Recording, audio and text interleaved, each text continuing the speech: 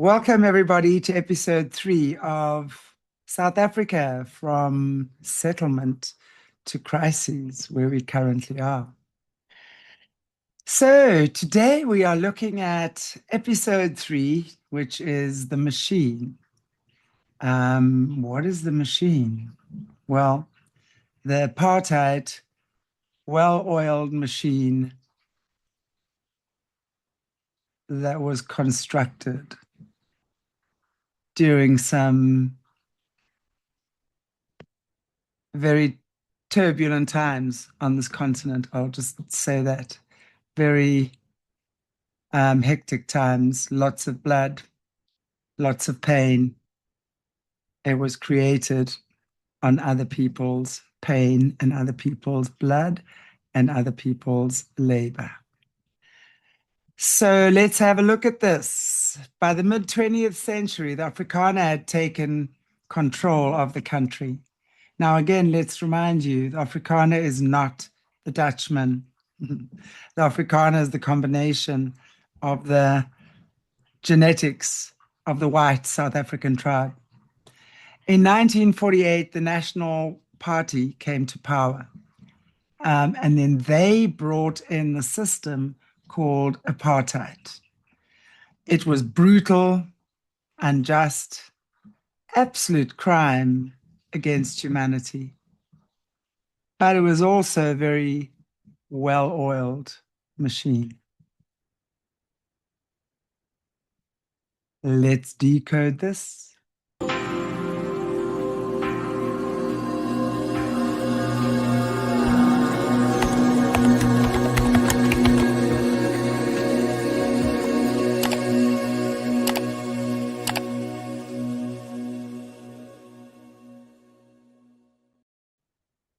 Let's decode. As previously mentioned, for sure, the apartheid government ran this country like a bloody well-oiled machine. If there's one thing I remember, it's that. It was efficient. It was organized. There was always a plan. It built a very sophisticated infrastructure. It built roads, hospitals, schools, churches, always beautiful, beautiful churches, right? I live in a town where one of the most beautiful, iconic churches in South Africa are built, right? But for white people, yes, for white people, to a small degree, black people, manage the economy. I mean, it absolutely enforced order. It maintained the borders. I mean, if you look at how Hitler took over Germany from the debauchery, that's pretty much what the Nationalist Party was doing here. They cleaned up everything. Nothing was legal, no pornography, no anything like that. It was very much very modest and very strict. It was run like a bloody ruthless corporation, actually. Efficient, but entirely focused on only one group, which was white and predominantly male. Because if you've watched my previous show as well, The Monster Changes Face, I speak about how up until the 30s, women were not allowed to vote in this country.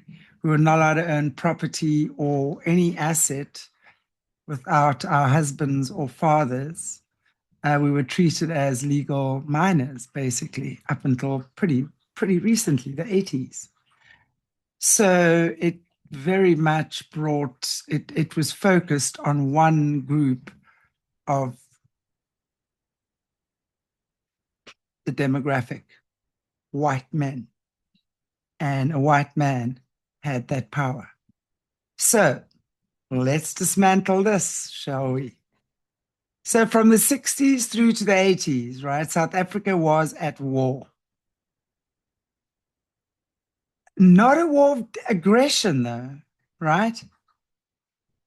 It was a war of defense. It was known as the border wars.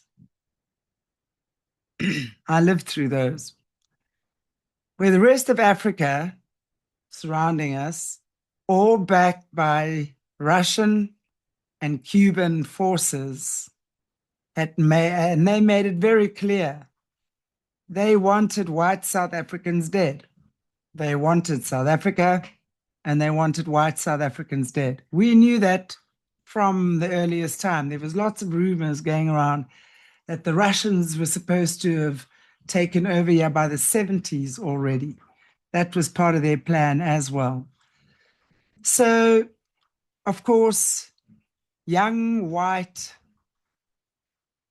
predominantly white, although not all, they had a lot of foreign battalions as well, where coloreds, blacks, and the Khoisan actually were taken into the defense force as well, which leaves such a horrible taste in my mouth, that's for sure. Um, Such a contradiction. It just shows how brainwashed people were at the time. Who would willingly go into a defense force, a foreign defense force, foreign, right, defense force against your own people? Madness, madness. But hey, it happened. So, white men predominantly, as I was saying, were conscripted. Those who refused to go to the military, there was a 2-year compulsory. The guys had to go to military, and if they didn't, they were sent to jail, literally jailed. They could get out for maybe medical reasons or something. Few got out, but most had to go and do office jobs or whatever it might have been, right? And thereafter, once they'd done their training, they were sent to the border, to these border wars. Now, I was right there in the height of these border wars. Man, they were horrific. I've spoken about them before. Young men going to fight against this fictitious enemy, created enemy, and 16, 17, 18 years old. And we would see every night on TV the names of these guys that had been killed. But then years later, of course, this is my generation. And then years later, when the guys finally start speaking about some of the stuff that went on there, it's a far cry from what we were told. You know, I mean, they fought. My brother was one of those that went. I know how he suffered. They died. Many, many died. They came back wounded. They came back broken, broken, mentally broken. You speak to many women of that generation. You know, these guys, you couldn't even get to connect with them in the slightest way, the level of PTSD that they were experiencing. And, you know, and all this to defend our borders. We fought to defend our country. We fought to survive. It was a constant fight. We had constant sanctions against us. We had constant wars against us. We were constantly told, people, everyone wants you dead. The world hates you because of your racial discrimination. Most of us at that stage, honestly, we were product of that. We didn't even know what the hell was going on most of the time. But anyway, that's a story for another day. But, you know, at the end of it, we won. Um, or did it end? Did we end in a victory? Or was it a negotiation that ended? Now, I've said this before as well, and I'm going to say it again. I have a little bit of inside information when it comes to certain things, and I'm just going to leave it there. But if you look at when the war ended, around about 89, 90, right? At the same time, I think Namibia also got its independence, because that's fundamentally what Namibia or Southwest Africa was fighting for. The borders were no longer a threat from the outside anymore, but we'll get to the inside, right? But the question is, when did the Berlin Wall get taken down? My inside information says to posed that very question to me and said, well, at the same time they made the decision to end the African Bush Wars, the Berlin Wall was taken down and there wasn't enough money, or finances had to be rediverted. So go figure there, right? So let's reorganize that. That's just food for thought, by the way. Let's reorganize this, and that requires that we go do some deep dives down that rabbit hole. You know, we've done quite a few already, but hey, why not that one? Namibia, my favorite country. Anyway, let's reorganize that. So in 1994, the National Party handed over power to the African National Congress. Okay. Nelson Mandela became president. Apartheid was dismantled. The world celebrated. So did we. And quite frankly, think about this. No other country has actually, in history, has done that. No colonizing power has voluntarily handed over a country to the people it colonized. This was done voluntarily. South African did it differently.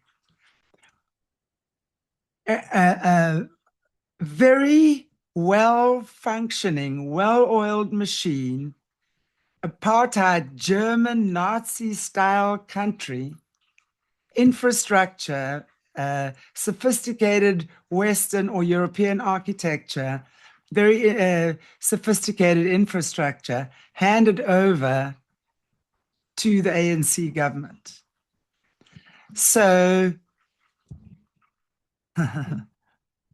but let's look at how this, or what this machine was built for, this machine, right, that we're talking about. It was built for extraction, the way I see it.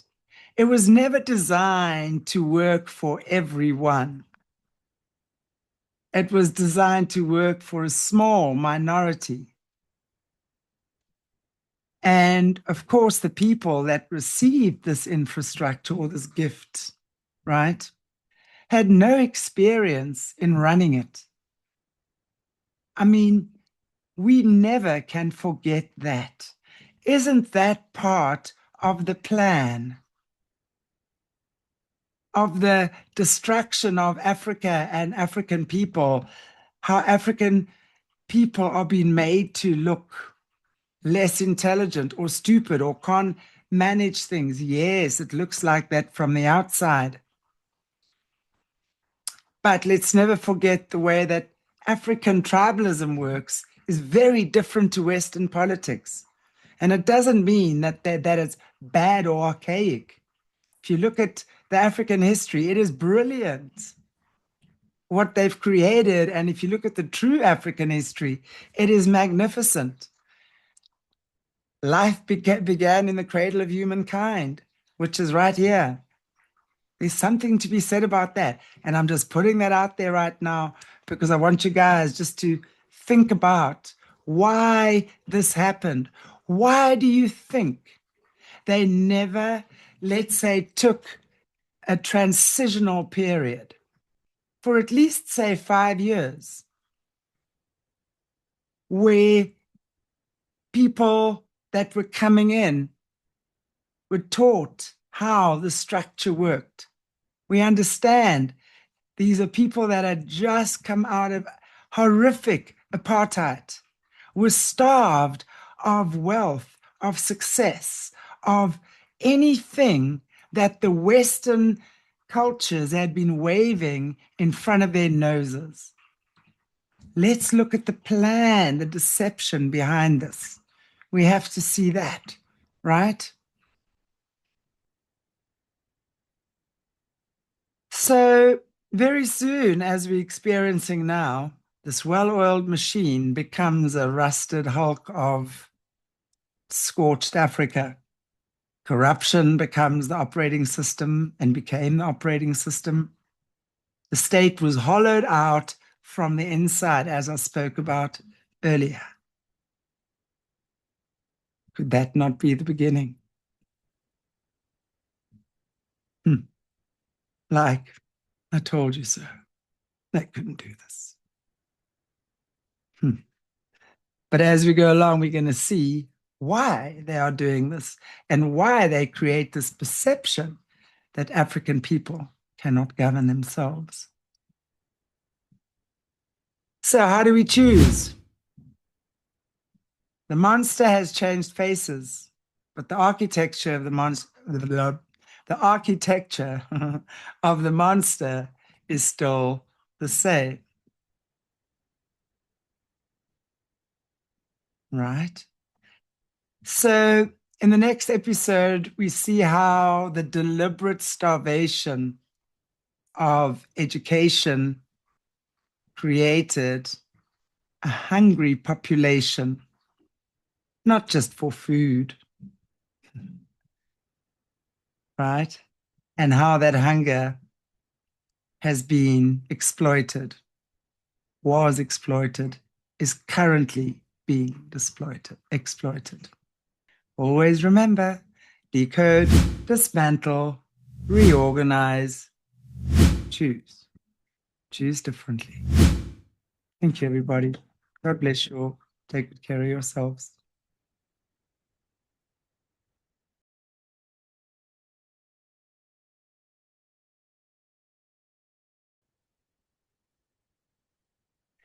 Welcome to episode 4 of South Africa from Settlement to Crisis. Wow.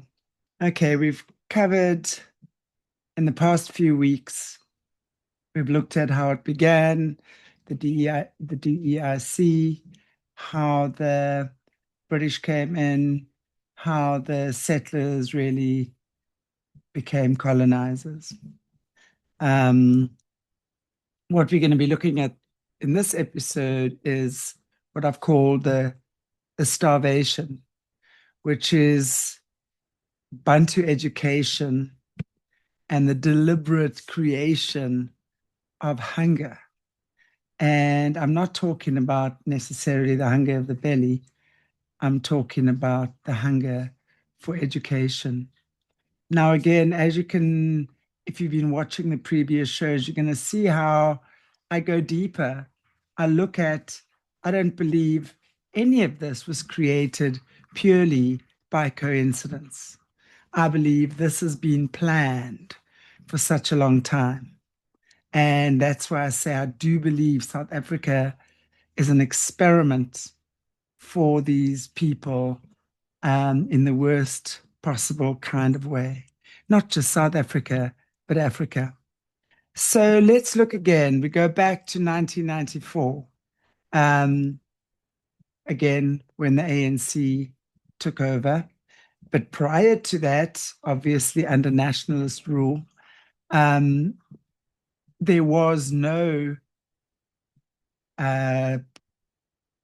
structured, if you want to call it, education for Black people or non-white people in this country.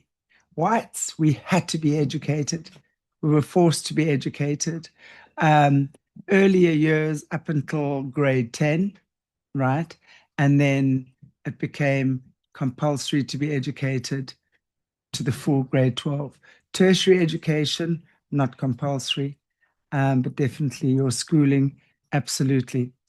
So now you can imagine that when prior to 94, so many Black people just saw they didn't have the means to educate their kids, they didn't have the finances to do that, because even if there were Black schools in the township areas, there was always substandard education beyond a shadow of doubt. There was no compulsory. Kids could come and go pretty much as they pleased. There was no law stating they had to be there. So it was something that the parents kind of had to discipline their kids with. And as we know, of course, a child is not going to, or few children will prefer to sit in a classroom every day, right? So you can imagine that was a battle. Um, so after 94, every Black parent wanted their child educated. That became the ultimate prize. And of course, the global elite then steps in and offers their version of whatever that is. Although we definitely had a very high standard of education all the while, as white South Africans, we've always had a very high standard of education. But here's where I see how the education was weaponized. Okay, let's decode this, shall we? Grab out your little microscopes and have a look with me, please. Okay, so here's just a few stats, one or two stats. The Bantu Education Act of 1953 placed African education under government control. It created a system that produced obedient workers and compliant citizens. It was deliberately substandard. It forced mission schools to implement strict racial segregation. It kept children busy while their parents were working in the fields. The deliberate starvation of education created a hunger that would last for generations. Think about what this is, right? Again, in Africa, now remember, already fathers are being separated from their children because for the longest time now, we have migrant workers coming from other countries to work in the mines here. So fathers are here in South Africa working, or in other African countries working on the mines. Oftentimes, the mother and the children are thousands of kilometers away, and he is making money for the family. Now, she also needs to work, right? Because we know the pittance the African people have generally been paid is ludicrous. It's no one can survive on wages that many of the African people have been paid. So many times what I saw, and I don't know what it says in the books about this, but what I saw was then mom would be a nanny somewhere, or she would be taking on another job to pay the bills, while the children were very often left with maybe a grandparent or an older sibling or something like that, but very often left to their own devices. And of course, what starts happening then? There becomes this society where children are not guided, taken care of, protected, right? So again, we can see how in the same way they, in the 60s, brought in the women's liberation movement, right? Where now they were A, getting more taxes, and B, they were separating mothers from their children. Fathers, they were already doing that by giving them these crazy long hours to work.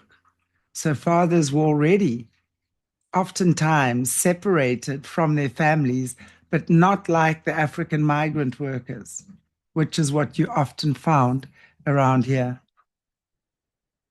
And that's why I say, that created a deliberate starvation of education for many, many generations.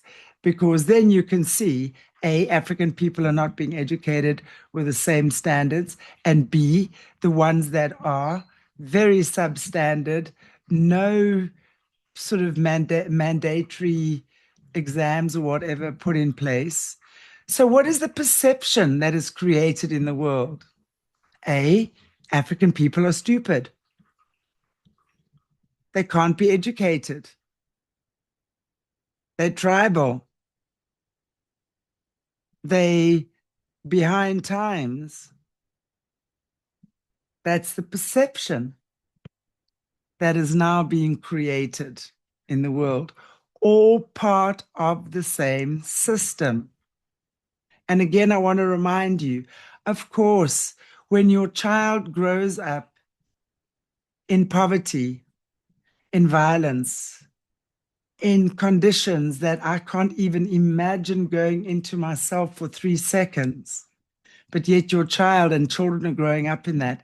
And before the age of 5 or 7, they've witnessed several unalivings. How do you think that molds a child? Of course, they are more prone to violence if they don't get guidance. So, isn't that what the society was breeding? And to make matters worse, they've now still got a white slave master that's been abolished in America, right? They don't call it slavery anymore. It's now just called apartheid. Different type of controlled slavery, in my opinion. So let's have a look as we dismantle this now. After 1994, when education became the ultimate prize, right? Global powers now step in to fill the void. Oh my. Actually, a little bit before that, even, right? But let's look at this. Were they offering liberation? I don't think they were offering liberation. I believe what they were offering and are still offering is a Western corporate model that conditions the minds of children to be the consumers of their brand of whatever it is, whether it's politics, whether it's medicine, whether it's legalities. It's like soft power, soft binding. Yeah, in cultural conditioning, I can't explain exactly. Yeah, it's like the soft bind in cultural conditioning, and that's kind of like the exercise. That's kind of the experiment, if you will. So now let's look at what starts happening. The Disney Healthy Happy Play program is a perfect case study.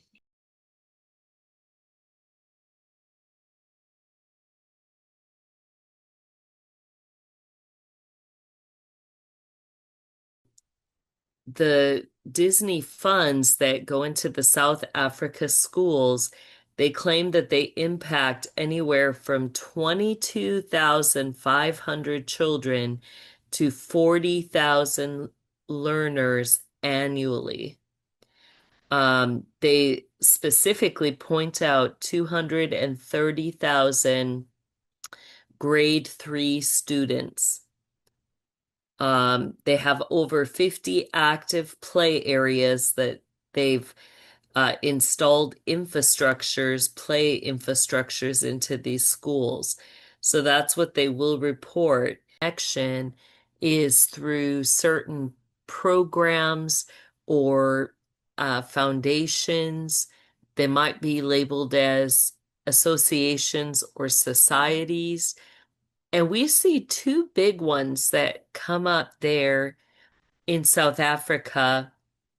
You have the Disney Healthy and Happy Play. That's where you start to find some of the money connections. So look at this one. We see you've got the symbol of the apple. They've kind of disguise the leaf there, where that leaf almost looks like a Hebrew letter yod or like a flame. And in this also, we see in the fuller symbol that it has a book open, which in forms of sorcery and occultism, books are knowledge, books are power.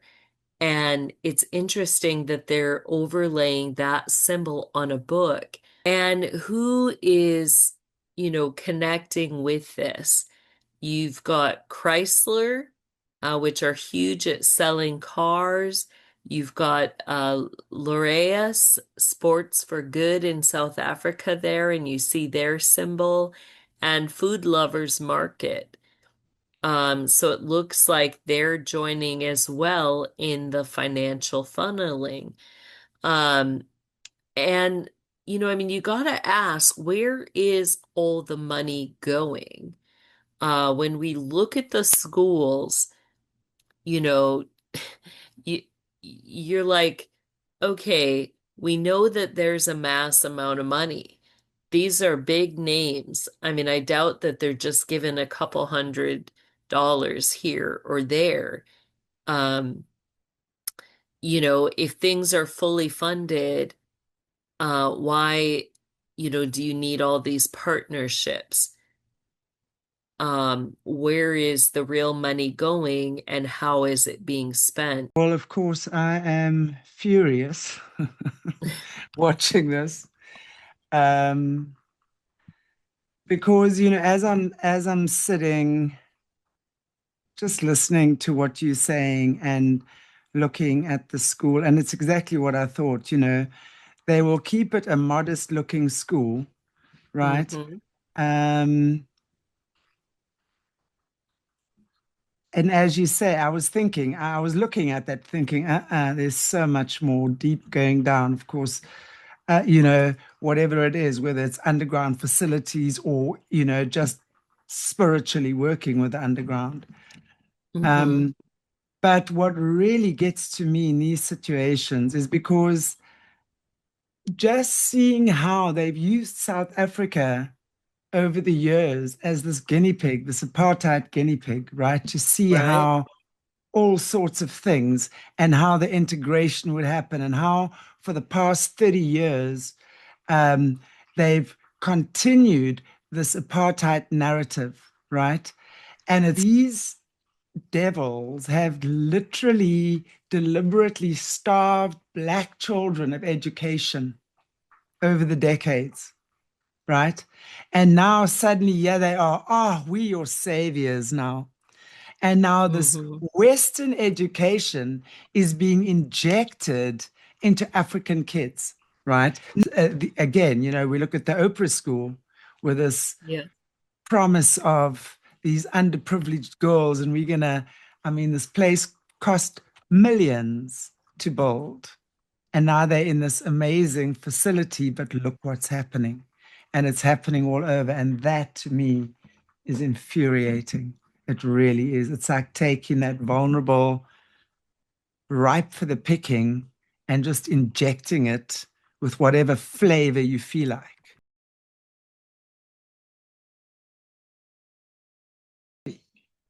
Since 2016, it has reached over 230,000 learners in under-resourced schools in South Africa. It provides physical education, training, and equipment using Disney characters and stories of inspiration. Now, that might look wonderful and look fantastic. The problem is the narrative that it attaches to. This is branding wrapped up as education, right? Again, it's like what I was saying earlier on. It's like I don't know, it's some kind of cultural conditioning. Maybe you guys have got a word for it out there. Certainly not liberation. Because if you look at the Disney model, it's the fun version, yeah, of the Rothschild Prussian model of control. The original intent was never, ever to foster critical thinking or creativity, was it? but rather to churn out these compliant factory hands and disciplined little soldiers that emerge from this. This is the architecture. It's like a factory masquerading as a school. So when we look at one of the decodes that Jesse Zabota did not too long ago on this whole school model and how we see even deeper beyond what's happening. Why are they choosing certain schools? What does the sigil, the badge mean? How do we decode that? So we're going to put some snippets in here, either snippets or links to that show, because it's very important we see how these guys come in here. And this, in my opinion, is absolutely part of the experiment, right? When we're looking at how they've starved African people of education. And as soon as they're ripe to be educated, or now they decide it's time, they inject them with their poisonous Western, Rothschild's puppet, Prussian school models masquerading as beautiful fairy tales and fun. The ultimate deception. We've got to look at what the deeper desire of these people is. They never, ever just do things because they want to help. Never. Come on. By now we know this, right? Never. Again, please go and watch some of my previous shows because you'll see why this frustrates the living hell out of me. It annoys me so much to see how they are using trusting African people who've never been educated, whose parents are so wanting to have them educated, and injecting them with whatever it is they want them to do, and not just education. That's why I say, please go and watch that stuff from Jesse. It'll show you what the real agenda is behind these guys. And you see it on the badges, the sigils that they use. It tells you a lot if you know how to speak their language. And when I say they, I talk about the system, the controllers who actually are in control of this entire system, not just one or two people. It's an entire system. Great. So let's see how we're going to reorganize this. Right. The celebrity adoption complex is not just about, oh, please. Okay, I'm not going to say there's no charity that goes in there. Of course, there has to be, right? But it's a delivery mechanism. So when wealthy Westerners, celebrities adopt African children, I mean, let's not even talk about the spiritual reasons, because on this channel, we've spoken about it a lot. So if you haven't already seen those videos, please go and watch Charlize Theron, Madonna, Oprah, Ellen DeGeneres, all of those guys. We've done stuff quite extensively on what their real purpose is. But let's talk about more to what I'm speaking about today. Let's talk about the experiment, because this to me is part of that experiment as well. They're removing them from their communities, their roots. Now, let's never forget how connected African people are to their ancestors, their families, their roots, each other, their communities. That's the one thing African, and especially rural Africa, has never lost, which is why they are such beautiful people, which is why many Westerners find them strange with the amazing ways they can do things and the way they sing. It's incredible, right? So now to me, It's removing these children from their environment, using poverty as an excuse, saying, well, they're in orphanages and their parent didn't want them, which, of course, they're going to find children and parents who are desperate for money, right? Trust me, you're going to find that in rural Africa. And then they disconnect them from their ancestral lineage, raising them in this Western framework. Let's look at Madonna, who's taken David Banda from Malawi and actually inverted him, saying, well, that's always who he was. She also has the twins, the twin girls. And there's another, I do believe she has 4 kids from Malawi. Let's look at Charlize Theron, who's adopted 3 African children, inverted them all sexually.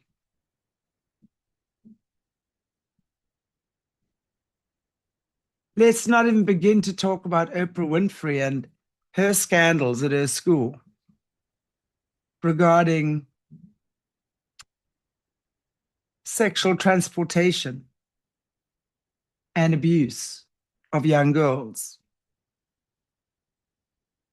What are they doing? Why are they taking these children into this Western framework, African children, who are very connected to their ancestors, their lineage, their people?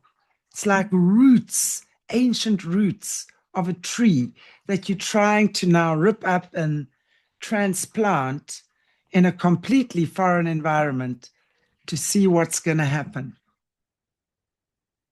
That, to me, is the framework here. And that, to me, is what we need to be looking out for, because more and more and more of this is happening.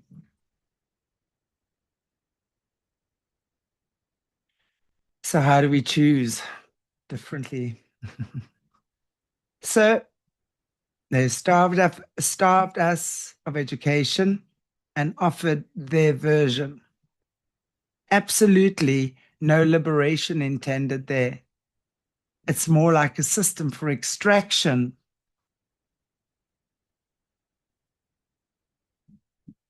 So in the next episode, I'm going to look more at how the global elite call it that, such as Disney, Oprah, Madonna, Gates, have infiltrated Africa to extract its children, its culture, and its soul, because that's really what they want, is the soul of Africa.